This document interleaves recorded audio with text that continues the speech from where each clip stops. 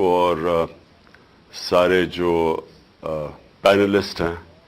پہلے تو میں سن رہا تھا آپ کی یہ جو آج آپ نے سیمینار میں اکانومی کے اوپر بات چیت کی ہے. تو پہلے تو میں آپ سب کو جس طرح آپ نے ڈفرینٹ ایسپیکٹس کے اوپر بات کی اکانومی کی, تو میں آپ کو خراج تحسین پیش کرتا ہوں. دیکھیں, میں جو اکانومی کے حالات ہیں, پہلے میں آپ کو سب کو ریمائنڈ کروا دوں کہ ہم جب 2018 میں آئے تھے تو حالات تب بھی بہت برے تھے, اور جو سب سے بڑا مسئلہ ہمارے سامنے تھا وہ کرنٹ اکاؤنٹ ڈیفیسٹ تھا, کیونکہ پاکستان پھنستا ادھر آ کے ہے. ہم نے کبھی اپنی ایکسپورٹس کے اوپر زور نہیں لگایا.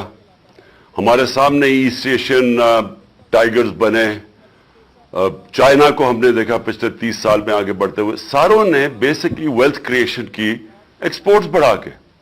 یہاں تو میں نے کبھی کسی کو مجھے کبھی کسی نے نہیں بتایا کہ جناب سارے ملک کو ویلتھ کریشن ایکسپورٹس کو بڑھانے کے لیے سارے ملک کو توجہ دینی چاہیے, کیونکہ اگر آپ کی ایکسپورٹس ہی نہیں بڑھیں گی تو یہ جو مرضی آپ کر لیں, جیسے اکانومی گرو کرے گی پھنس جائے گا جا کے کرنٹ اکاؤنٹ آپ کا, اور وہ پھر جب ڈیفیسٹ ہوتا ہے پھر وہ سارا وہ بوم باسٹ سائیکل پھر سے شروع ہو جاتا ہے.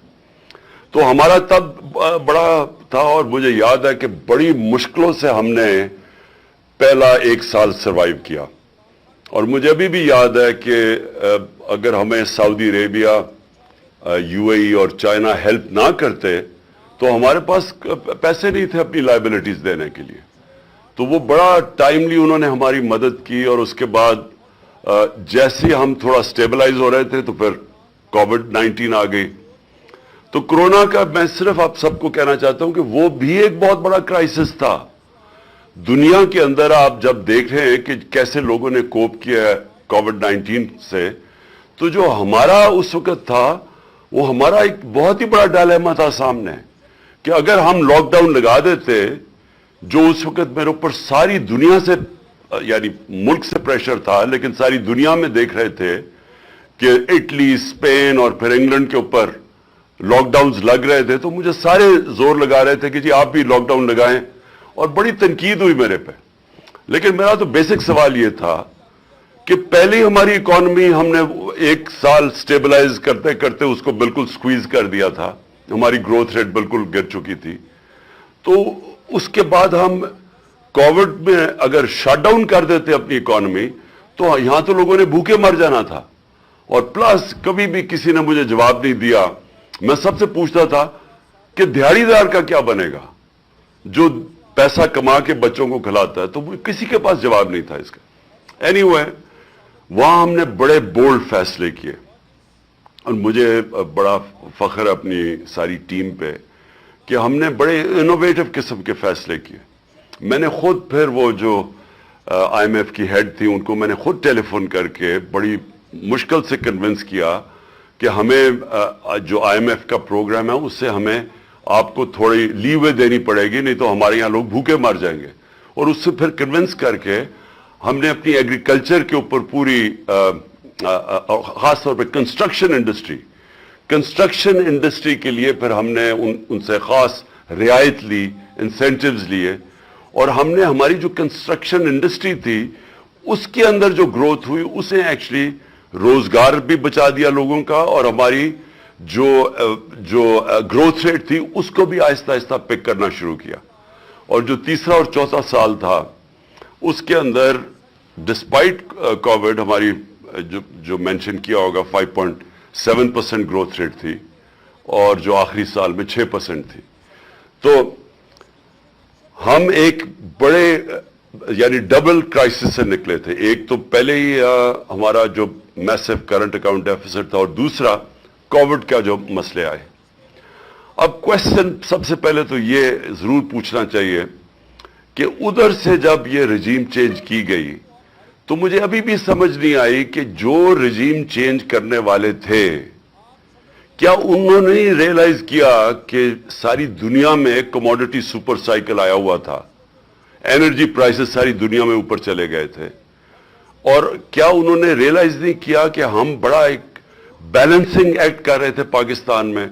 हर रोज मैं जब ऑफिस जाता था तो सबसे पहले हमारी होती थी कि हमारे रिजर्व्स का क्या हालात है, हमारी एक्सपोर्ट्स बढ़ रही हैं, यानी खौफ ही होता था कि हम अपने उसको करंट अकाउंट डेफिसिट को कंट्रोल करें, क्योंकि तेल की कीमत $100 से ऊपर चली गई थी।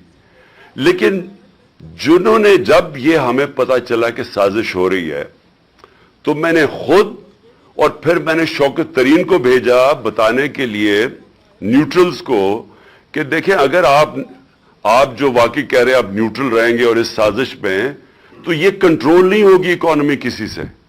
ये इसका जो इंपैक्ट पड़ेगा पॉलिटिकल डिस्टेबलाइजेशन का, तो इसका डायरेक्ट इंपैक्ट आपकी इकोनॉमी पे पड़ेगा और वो आगे फ्रेजाइल किस्म का बैलेंस है और सारी दुनिया में इश्यूज हैं। तो ये जो इकोनॉमिक मैनेजर्स जिनको हमारी जगह लाया जा रहा है, इनका तो ट्रैक रिकॉर्ड 30 साल का है। वो कौन सा गोल्डन एरा था जब इन्होंने कोई इकोनॉमी को बड़ा अच्छा संभाला था? क्योंकि 90s के अंदर डॉक्टर इशरत हुसैन अपनी किताब में लिखते हैं कि 90s से पहले पाकिस्तान तो सारे सब कॉन्टिनेंट में इकोनॉमिक इंडिकेटर्स पाकिस्तान के बेहतर थे। 90s में हम पीछे जाना शुरू हुए जब से ये दो खानदान आए हैं। तो इनका कौन सा ट्रैक रिकॉर्ड था कि इन्होंने किसी मुल्क को, इकोनॉमी को संभाला था, कि इनको फिर लाया जा रहा था? और वही जो आज हुआ, आज जो हुआ है, ये होना ही था। और मैंने इससे 5-6 महीने पहले मैंने यही प्रेडिक्ट किया था कि ये जो गवर्नमेंट आई है, इन्होंने मुल्क को डिफॉल्ट की तरफ ले जाना है। और मेरे ऊपर उन्होंने कहा जी आर्टिकल 6 लगा देना चाहिए, गद्दार है ये मुल्क का। तो आज अब जिधर हम खड़े हैं, क्वेश्चन तो अब ये है कि इससे निकलना कैसे है। नंबर 1 चीज, जब तक इस मुल्क के अंदर पॉलिटिकल स्टेबिलिटी नहीं आएगी, कोई भी आप जीनियस ले आए इकोनॉमी का, वो अब कुछ नहीं कर सकता। क्योंकि जो इकोनॉमी है, इकोनॉमी डायरेक्टली सारी दुनिया के अंदर वो डिमांड करती है सर्टेनिटी। जब तक सर्टेनिटी नहीं होती, बिजनेसेस, हम सब जानते हैं और आप तो खैर मेरे से बेहतर जानते हैं इकोनॉमी जहां बैठे हुए हैं, तो वो जब तक एक इकोनॉमी के अंदर लोग प्रेडिक्ट नहीं कर सकते कि मैं आज अगर पैसा इन्वेस्ट करूंगा तो आगे अगले 6 महीने, 1 साल, 2 साल तक माहौल क्या होगा मुल्क का, लोग इन्वेस्ट नहीं करते। तो आज जिधर हम खड़े हैं, ये कौन आज प्रेडिक्ट कर सकता है कि 1 महीने के बाद क्या होगा पाकिस्तान में? किसी को भी नहीं पता। इसीलिए सारे जो बाहर की भी बिजनेस, जो फाइनेंस कम्युनिटी है, वो भी उसका रिफ्लेक्ट कर रहा है। ये जो CDS पाकिस्तान का पहुंच गया 122 पे, वो रिफ्लेक्ट कर रहा है कि वो अब नहीं फील करते कि पाकिस्तान की इकोनॉमी अपनी लायबिलिटीज बीट कर सकती है। अंदर पहली गैलप की सर्वे है कि 88% बिजनेसमैन कहते हैं कि जो पाकिस्तान का डायरेक्शन है इकोनॉमी का, ये गवर्नमेंट का, वो गलत तरफ है, यानी उनका भी कॉन्फिडेंस नहीं है।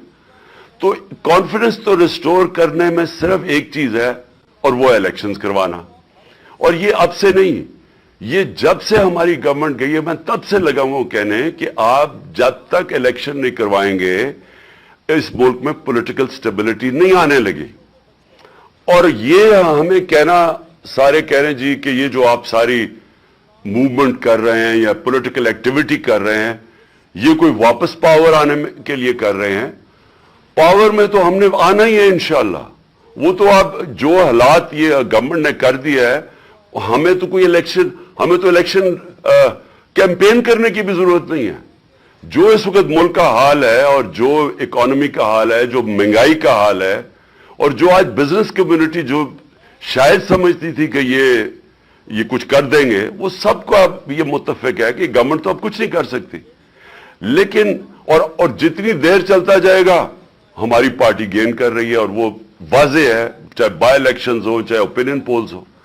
लेकिन मुझे जो खौफ आ रहा है कि ये पाकिस्तान को उधर ले जाएंगे जिधर ये सबके हाथ से बाहर निकल जाएगा, यानी ये उस उधर ना पहुंच जाए कि हमें उतनी पीछे धकेल दें कि जो भी गवर्नमेंट आएगी उसके लिए बहुत ही मुश्किल हो फिर ये सिचुएशन को कंट्रोल करना। तो number 1 free and fair elections, और ये जितनी जल्दी हो सके ये हमारी रिवाइवल की बिगिनिंग वो होगी, यानी हम फिर से शुरू करेंगे अपने मुल्क को उठाने के लिए। वो होगा ही तब जबकि एक गवर्नमेंट आए और गवर्नमेंट आए अच्छी अक्सरियत से। मुझे अगर किसी ने पूछा कि जी आप अगर फिर से आपको मौका मिलता 2018 में तो आप क्या करेंगे, तो विद हाइंडसाइट मैं कभी गवर्नमेंट ना लेता, क्योंकि एक तरफ इकोनॉमिक चैलेंजेस बड़े थे, दूसरी तरफ पाकिस्तान के अंदर रूल ऑफ लॉ नहीं है। तो कमजोर गवर्नमेंट के साथ तो ये आप कर ही नहीं सकते, रूल ऑफ लॉ ही नहीं स्टैब्लिश कर सकते, आप ये इकोनॉमिक चैलेंजेस फाइट कर ही नहीं सकते जब तक आपकी स्टेबल गवर्नमेंट ना हो। प्रेसिडेंशियल सिस्टम बिल्कुल मुख्तलिफ है, उसमें स्टेबिलिटी है, लेकिन पार्लियामेंट्री सिस्टम जिसके अंदर coalition government with a thin minority majority, उसके लिए तो बहुत ही मुश्किल है कि बड़े चैलेंजेस को कोप करने के लिए। तो मैं अगर फिर से होता मैं फिर इलेक्शन करवा देता, मैं कभी गवर्नमेंट ना लेता। तो मैं अब समझता हूं कि एक गवर्नमेंट आए विद अ क्लियर मेजॉरिटी और वो फिर सबसे पहले रूल ऑफ लॉ इंप्लीमेंट करे। मैं एक इकोनॉमी की अब बात कर रहा हूं, इकोनॉमी जो है जो पाकिस्तान